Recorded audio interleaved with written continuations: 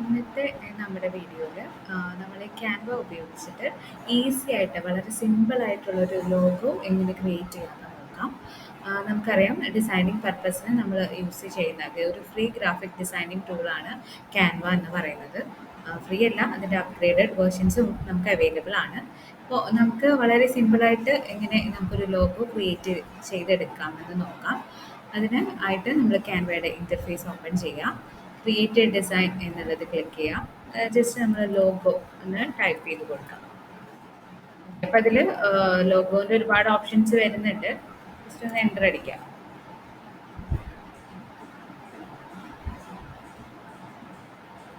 Okay, അപ്പം നമുക്ക് blank ആയിട്ടുള്ളൊരു ഷീറ്റാണ് നമുക്ക് ഇവിടെ കിട്ടുന്നത്. ഓൾറെഡി ലോഗോൻ്റെ ഒരുപാട് ടെംപ്ലേറ്റ്സ് ഉണ്ട്.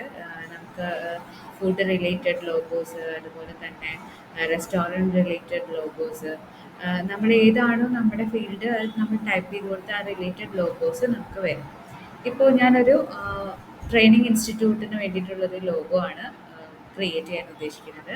അപ്പോൾ ഞാൻ ജസ്റ്റ് ലോഗോ ടെംപ്ലേറ്റ്സിനോട് നമ്മൾ എഡ്യൂക്കേഷൻ എന്ന് സെർച്ച് ചെയ്ത് കൊടുക്കുകയാണ്.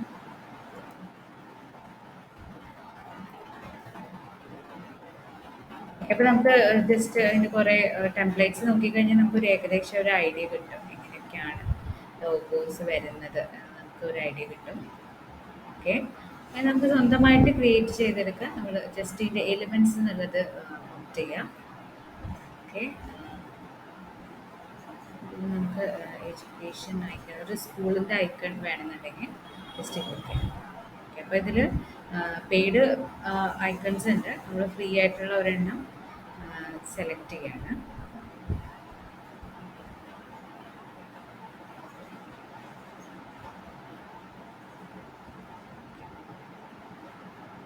വളരെ സിമ്പിളായിട്ടുള്ളതാണ് ക്രിയേറ്റ് ചെയ്യുന്നത്.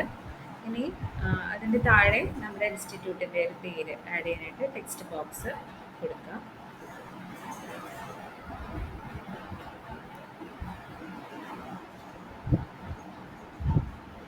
ഇൻസ്റ്റിറ്റ്യൂട്ടിൻ്റെ പേര് ജസ്റ്റ് ഒന്ന് ടൈപ്പ് ചെയ്ത് കൊടുക്കുകയാണ്.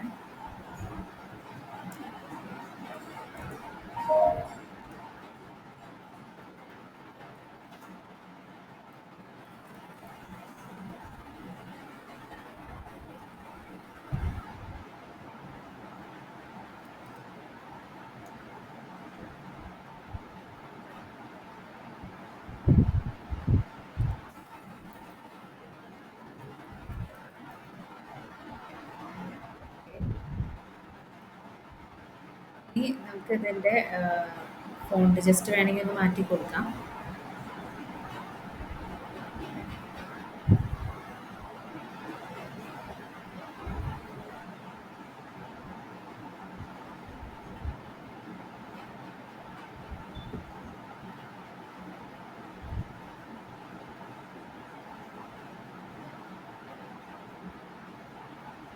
ഇങ്ങനെ ഒരു ഫോണ്ട് നമ്മൾ കൊടുത്തു.